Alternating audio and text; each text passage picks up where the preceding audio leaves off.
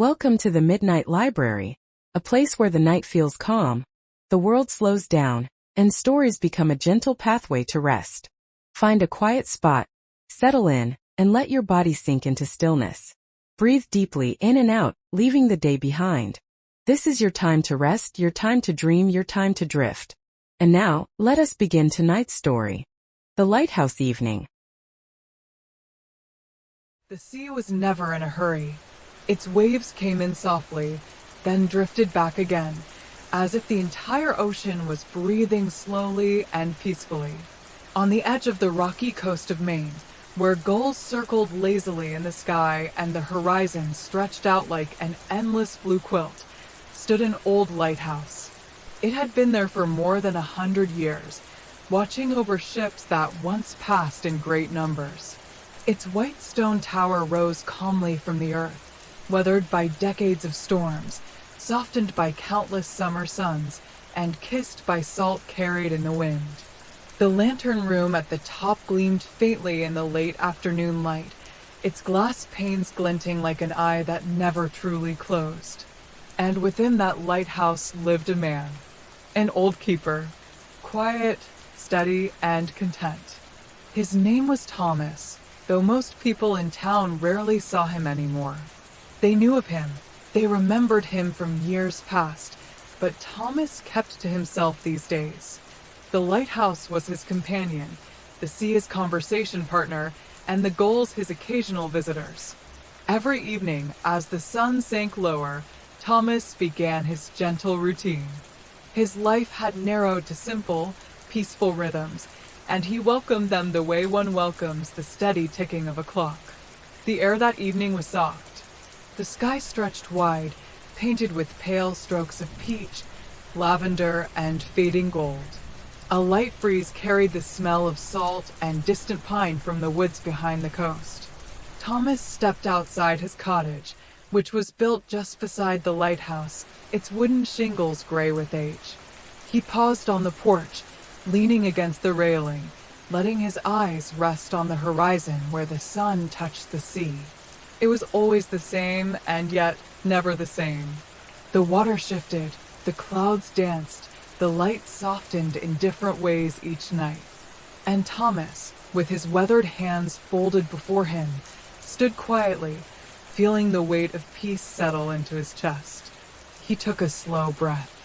The kind of breath one takes not because it is needed, but because it feels good, a breath to remind the body that there is no rush, no task urgent enough to steal the calm of evening. The gulls cried somewhere above him. Their wings caught the last light of the day as they drifted inland, away from the sea, seeking safe places to rest for the night. Thomas moved slowly down the steps of the porch, his boots making a soft sound against the wood. The path to the lighthouse was worn, stones and grass shaped by years of walking, and each step was familiar to him, so familiar that he could walk it in darkness without ever stumbling. The tower stood before him, tall and steady, the way it had always stood. He placed a hand against its stone wall as he entered, as though greeting an old friend. Inside, the air was cool and faintly smelled of salt and oil, of iron and old wood. The spiral staircase curled upward along the wall, leading to the lantern room high above. Thomas began to climb, his pace unhurried. His hand trailed along the railing, his boots tapping softly on each step. The climb was part of the rhythm, part of the ritual. Step by step, turn by turn, higher and higher until he reached the top. Each evening was the same, and the sameness was a comfort. When he arrived at the lantern room, the world opened wide before him. The sea stretched endlessly, calm and vast, its surface glimmering with the last threads of sunlight. The coastline curved away into distance, dotted with rocks and patches of sand. The wind whispered through the panes of glass, carrying with it the hush of the waves. Thomas moved with care, his hands steady as he checked the great lamp. He polished the glass gently, though it hardly needed it, his cloth moving in slow, circular motions. He wiped away dust, smudges, and the faint traces of sea spray. He worked not because it was urgent, but because it was part of the ritual, part of the way he honored the lighthouse and its history. Outside, the colors of the sky deepened. Gold gave way to amber, amber to rose, rose to violet. The sea reflected them all, as if the world above and below were mirroring one another. Thomas lit the lamp with practiced ease, striking the flame that would glow steadily through the night. The light flared gently, then steadied, casting its warm glow across the waves. It was not as necessary as it had once been. Ships had modern navigation, satellites, and technology now. But still, the lamp burned. Still, the lighthouse shone. Thomas leaned against the railing inside the lantern room, letting the view wash over him. His eyes softened, his thoughts slowed, and the peace of evening deepened. The light swept across the horizon in slow turns. Each rotation was like a heartbeat, a steady pulse against the vastness of night. Thomas stayed there for a long time, watching, listening. The waves sighed against the rocks below. The gulls had gone quiet now. The world seemed to settle, as though the earth itself was readying for sleep. And in that stillness, Thomas felt at home. Thomas lingered in the lantern room as the day slipped into twilight. The sky was deepening now, the colors fading into softer tones.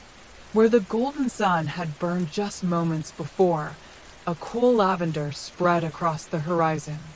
The water reflected it all, shifting gently, its waves carrying the colors like liquid glass.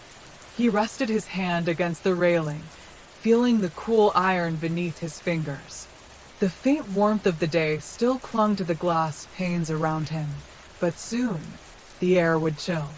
Evening always carried with it a certain crispness here on the coast, the kind that whispered of long histories, of storms that had passed, of nights that had been endured by sailors and wanderers alike. Thomas had seen hundreds of such evenings, thousands perhaps, yet each one still held something new, a small gift that unfolded if you only took the time to notice. Tonight it was the hush, a deeper quiet than usual, as though the whole coast had agreed to soften its sounds. Even the gulls seemed to respect it. Their usual cries were placed by silence. Only the waves, steady and eternal, kept their rhythm against the rocks below. Thomas allowed himself to breathe in slowly, to feel the rise and fall of his chest, to let the salt air fill him and then drift away again. He often thought of the sea as a mirror of breath itself, in and out, endless, patient, alive. After a while, he turned and began his slow walk down the spiral stairs.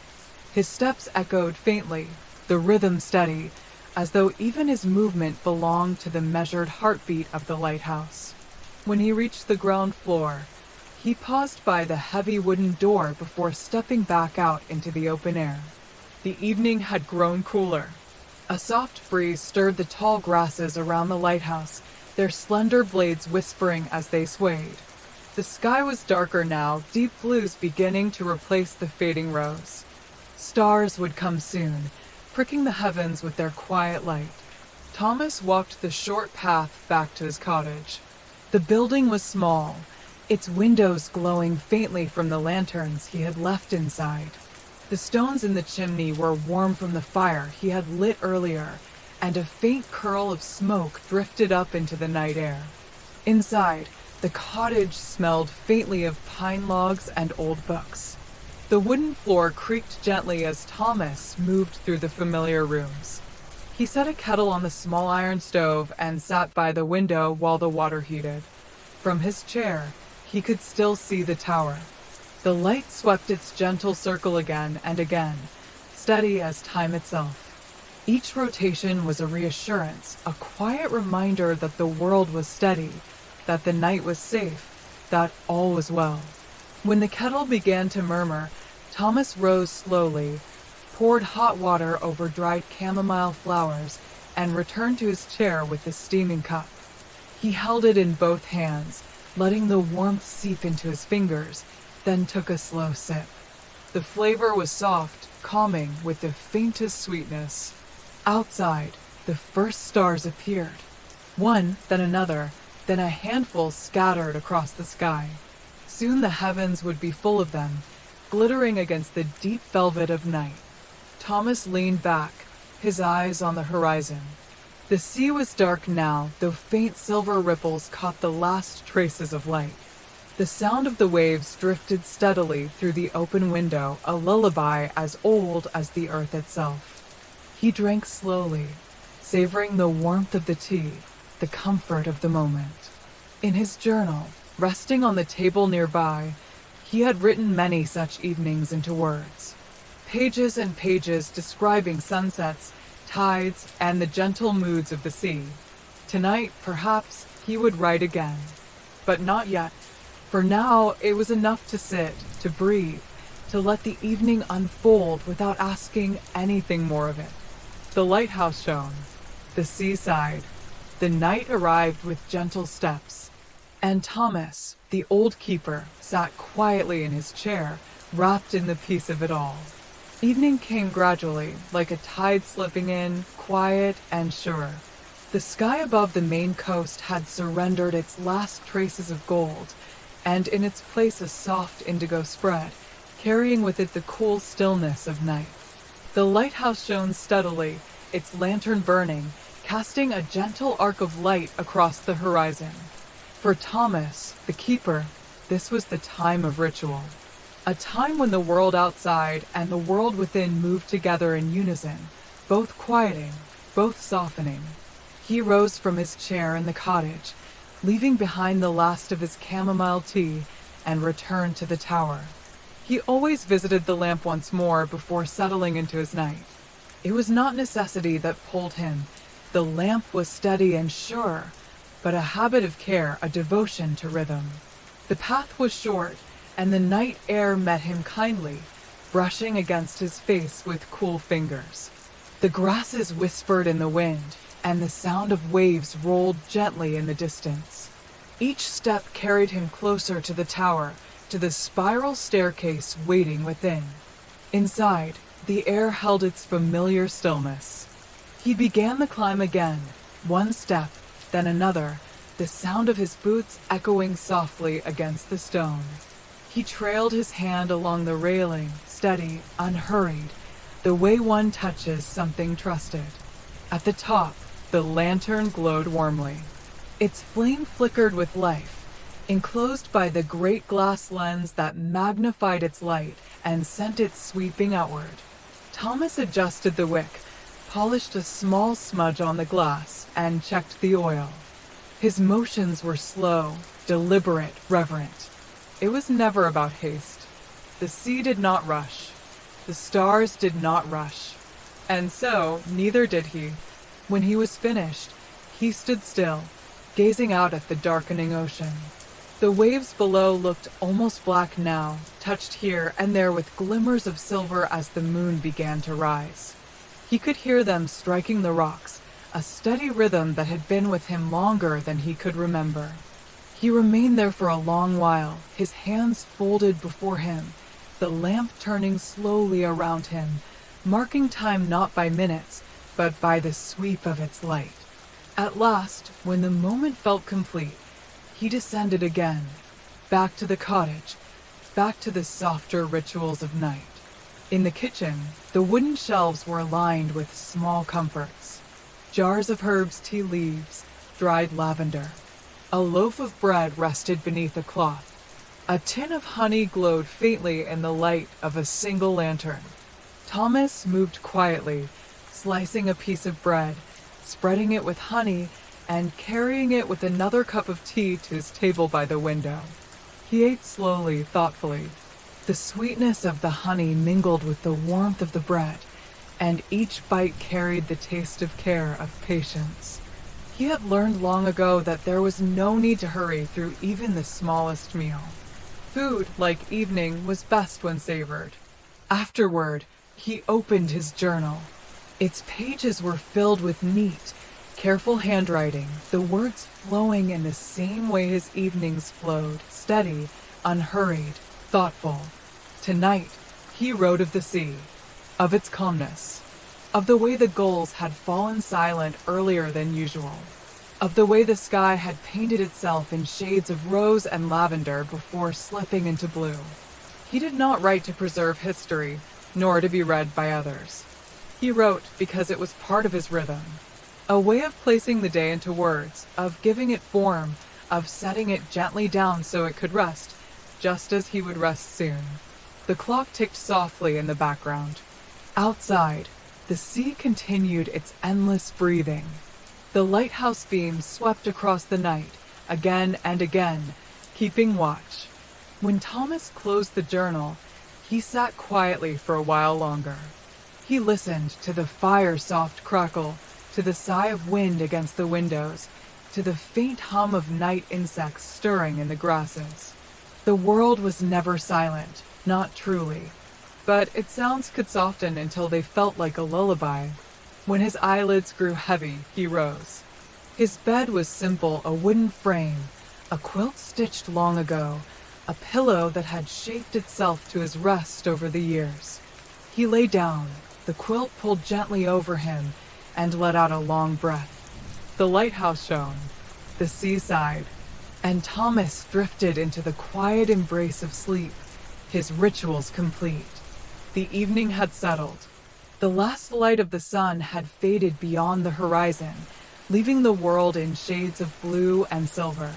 The lighthouse glowed like a guardian against the dark, its lantern sweeping in steady arcs across the sea. For Thomas, the keeper, this was the time he cherished most, the hours when the world slowed to stillness, when each small act of care felt like a conversation with the night itself. He rose from his chair in the cottage, stretching his arms slowly, letting the stiffness of the day fall away. The fire in the hearth had burned down to a soft bed of embers, glowing faintly, their light pulsing like the quiet beat of a heart.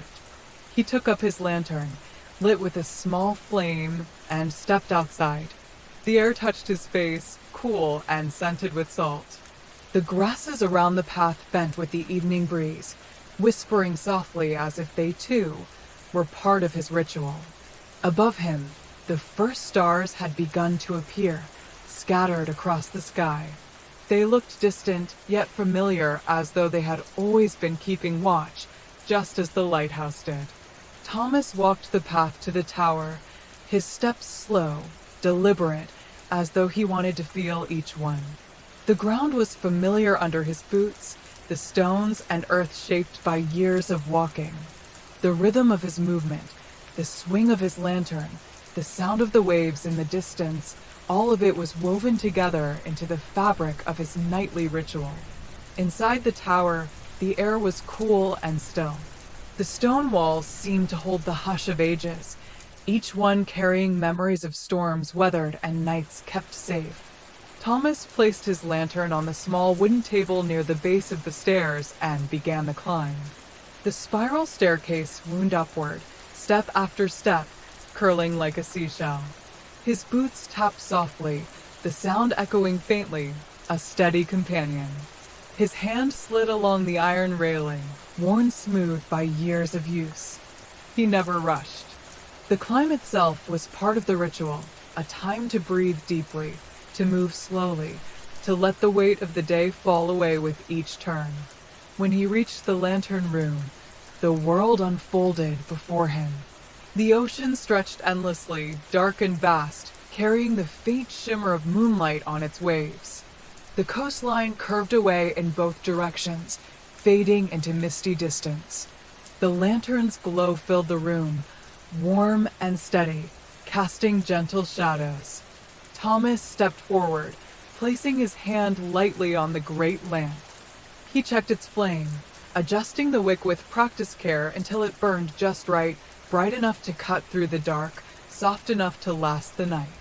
He polished a small smudge from the glass, moving the cloth in slow circles, his touch tender, almost reverent. It was never about urgency. It was about respect. The lighthouse had stood for more than a century, and Thomas treated it as though it were alive, as though it breathed with him, as though it trusted him to keep it shining. He stood for a long while, gazing out at the night. The beam of light swept across the sea in patient rhythm, turning, turning, turning. Each sweep was like the steady beating of time itself. The sound of the waves reached him, faint but constant, carrying with it a lull that seemed to settle into his bones. He let his thoughts drift, slow and unhurried, following the rhythm of the sea.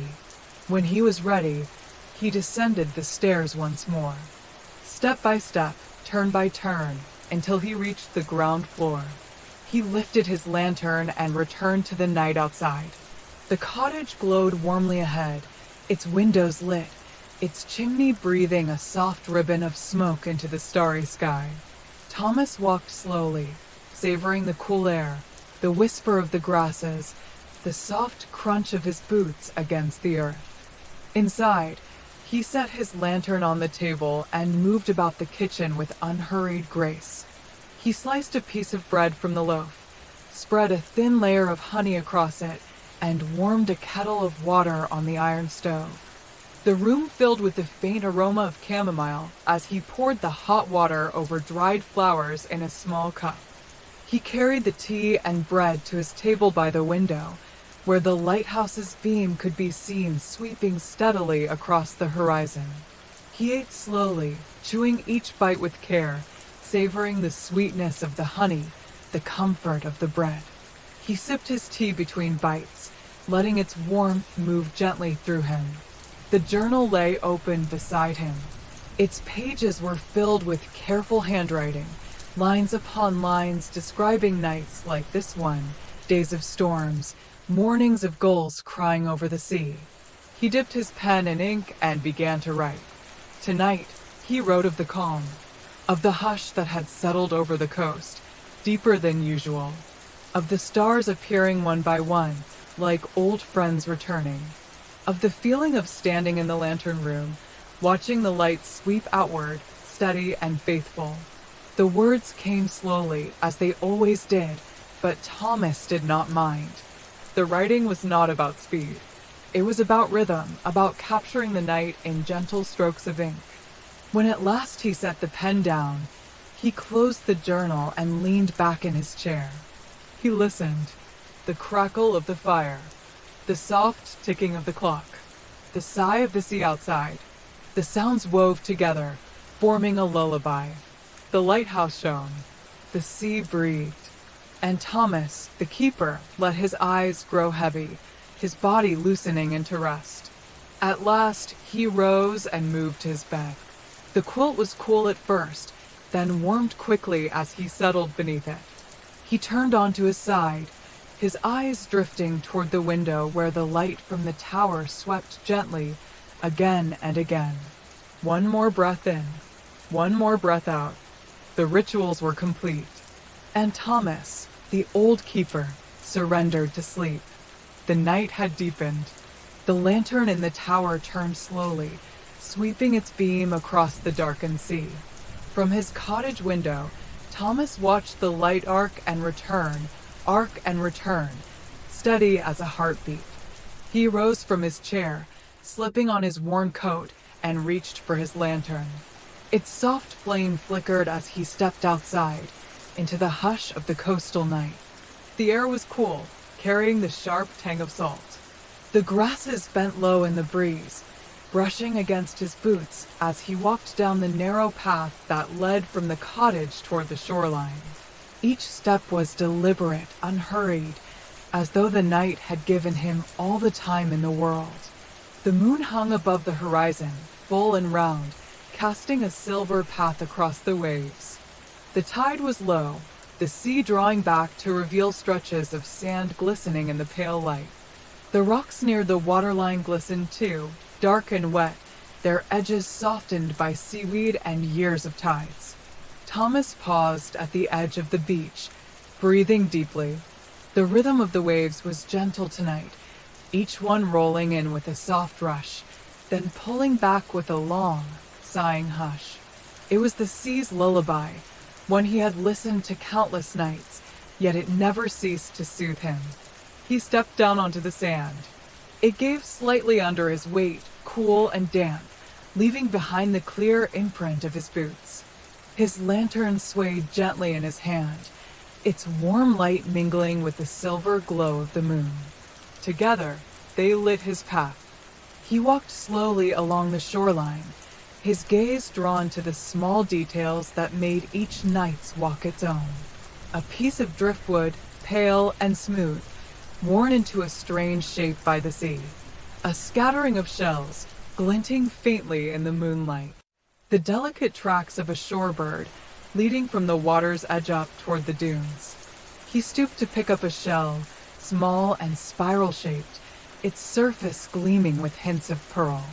He held it in his palm for a long moment, turning it gently, feeling the grooves and curves. To anyone else, it was just a shell. But to Thomas, each one was a message, a reminder that the sea gave gifts in its own time, in its own way. He slipped the shell into his pocket and continued on. The tide made a soft, steady rhythm against the shore, a rhythm that matched the slow beating of his heart. Step by step, breath by breath, he moved in harmony with it. He passed the great rocks at the far end of the beach, where gulls nested during the day. At night, the rocks were quiet, only the faint sound of water dripping from their edges. He rested his hand against the cool stone for a moment, grounding himself in its solidity. The rock had stood for centuries, shaped by wind and wave, yet it remained. He found comfort in that. Further along, the beach widened, and the sound of the sea seemed to soften, spreading out into the vastness. The stars above glimmered more brightly now, their light sharp and clear in the cool air. Thomas tilted his head back, letting his gaze drift among them. He thought of the sailors far out at sea, looking up at these same stars for guidance. He thought of the lighthouse beam behind him, sweeping across the water, a companion to those who traveled under the night sky.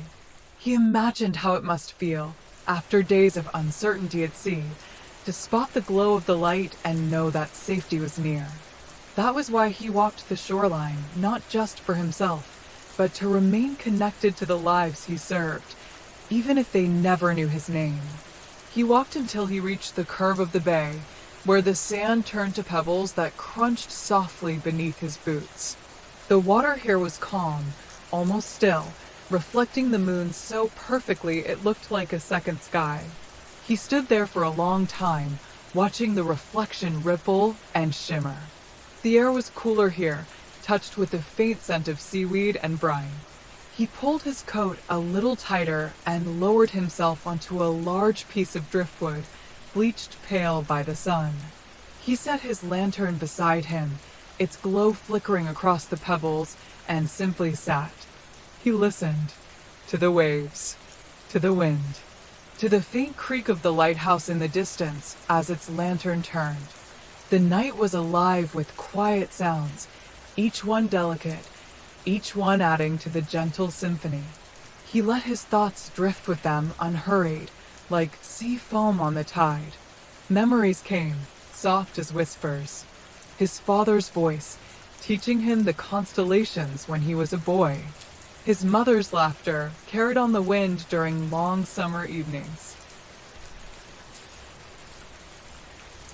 The faces of sailors who once came ashore, grateful for the light that had guided them in. He did not cling to the memories. He simply let them pass, rising and falling like waves, here for a moment, gone the next. After a time, he rose again, brushing the sand from his coat. He lifted his lantern and turned back toward the lighthouse. The beam was still sweeping across the water, steady, faithful. It welcomed him home. His walk back was even slower, as though the night itself was urging him to linger.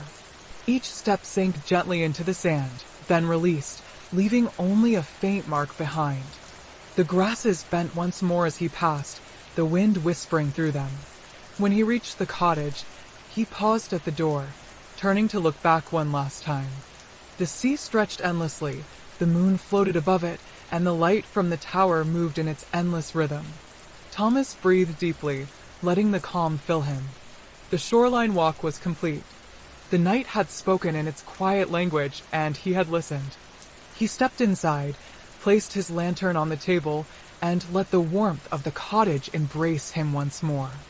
The night had grown deeper still. The stars above glittered like shards of crystal scattered across velvet. The lighthouse turned its steady beam across the sea, as faithful as ever. Thomas sat in his chair near the hearth, a cup of cold tea in his hands. The fire burned low, its flames softened to a slow dance of embers. He leaned back, letting the warmth seep into his bones, letting his mind drift. It was in moments like this, the hush after his shoreline walk, the quiet hum of the night, that memories often rose to meet him. Not in a rush, not with urgency, but gently, as though the sea itself carried them in on the tide of his thoughts. Tonight, it was the memory of storms. He could still hear them, if he let his mind wander. The roar of waves slamming against the rocks, the shriek of wind tearing through the air, the thunder rolling over the sea with a sound that shook the very earth. But in memory, the sounds were softened. They did not frighten him now. They played like old music, reminders of nights when nature showed its wildest face. He remembered standing in the lantern room years ago on such a night. The glass shook with each gust, rain streaked against it in fierce rivulets, and the great light flickered but never went out. His hands had tightened on the rail, not out of fear, but out of awe at the sheer strength of the storm, and awe at the tower's defiance against it. The sea had been black, foaming, waves towering higher than any man. They crashed against the rocks below with a fury that made the earth tremble. And yet, through it all, the lighthouse stood, the beam cutting through the chaos, a signal of hope to anyone out on the water. Thomas smiled faintly as he remembered. The storms had always tested him, but they had also taught him patience, steadiness, trust in the structures that endured. He took a slow sip of tea and closed his eyes. Another storm came to him, a memory from when he was young, not yet the keeper, but an apprentice under the old man who had tended the light before him. That night, the storm had been so fierce that Thomas, then only in his 20s, had felt a shiver of doubt. He had wondered if the tower could truly withstand such force. The old keeper had placed a hand on his shoulder, steady and firm. "The storm will pass," he had said, voice calm even as the walls rattled. "It always does. What matters is that the light does not." Those words had never left Thomas. They had become part of him, woven into his own being, as inseparable as the rhythm of the tide. He opened his eyes and gazed into the embers. The fire glowed faintly, pulsing in and out like a heartbeat. He thought of how storms, in their time, had seemed endless, and yet here he was, years later, sitting in calm, telling himself their stories like distant dreams. Outside, the sea was calm tonight. Gentle waves rolled in, brushing against the shore with a soft sigh. The contrast made the memories even sharper, like black ink against pale paper. He rose from his chair and moved to the window. The moonlight spilled across the water, silver and serene. The beam of the lighthouse swept outward, slow and constant. The world was still, and yet in his mind he could see the storm's fury, hear the roar, feel the spray against his face. There was something comforting in holding both truths at once, the storm that had been and the calm that now was. They were not enemies, they were partners. One gave meaning to the other. He thought of the sailors who had once come ashore after a storm, weary and shaken, their clothes soaked, their voices hoarse with relief. They had spoken of how they had seen the light through sheets of rain, how it had guided them home when nothing else could. Some had clasped his hand in gratitude, others had simply nodded, their eyes speaking the words they could not find. Thomas breathed deeply, allowing the memory to warm him like the embers. The storms had been fierce, yes, but they had also been a reminder of why the lighthouse stood, why he kept its flame, why his quiet rituals mattered. He turned from the window, moving slowly back to the hearth. He knelt and placed another small log on the fire, watching the sparks rise, listening to the soft crackle. Storms, he thought, were like life's tempests, sudden, fierce, overwhelming at times. But like the fire, like the sea, like the turning of the lantern, they always passed. What mattered was how one stood through them.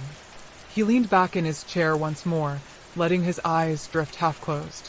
The rhythm of memory and present blurred together, like the blending of wave and shore.